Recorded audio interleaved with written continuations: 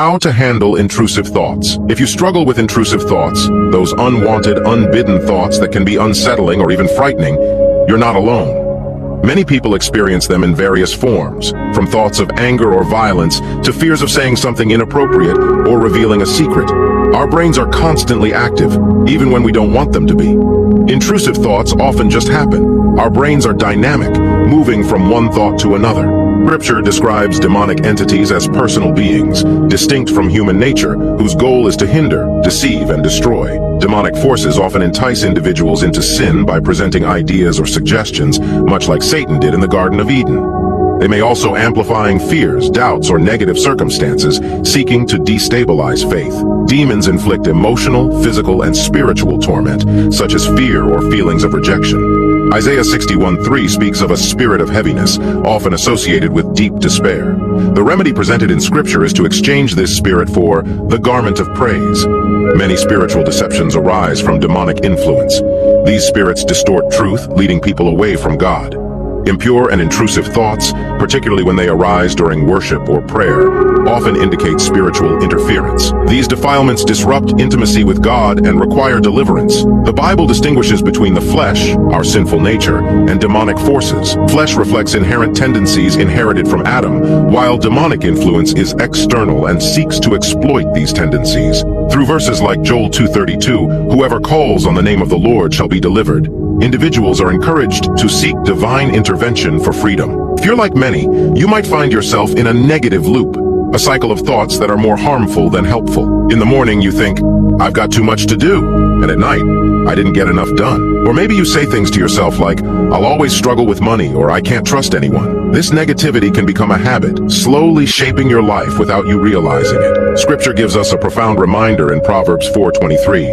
"Be careful how you think. Your life is shaped by your thoughts." Psychologists call this the law of cognition.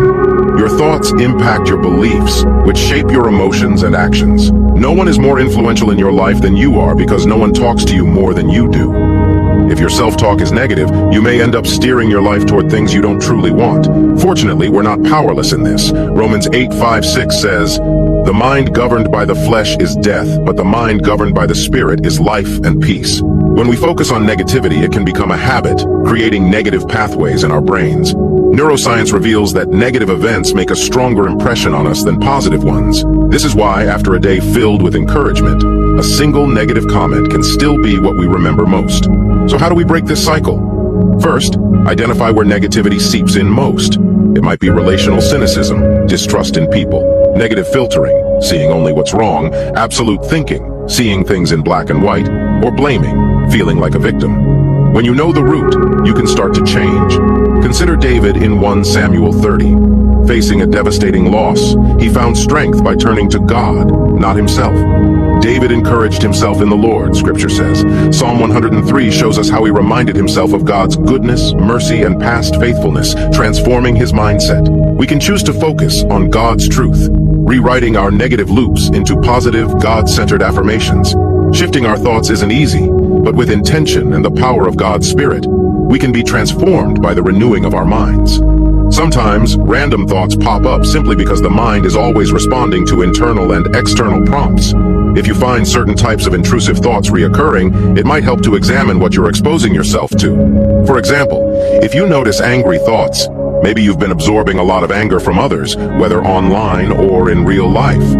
Reducing these external influences can help reduce unwanted thoughts. When you do experience intrusive thoughts, don't assign them more significance than they deserve. Recognize them as a normal part of how our minds work, but also consider that they might be pointing to an underlying stress or need.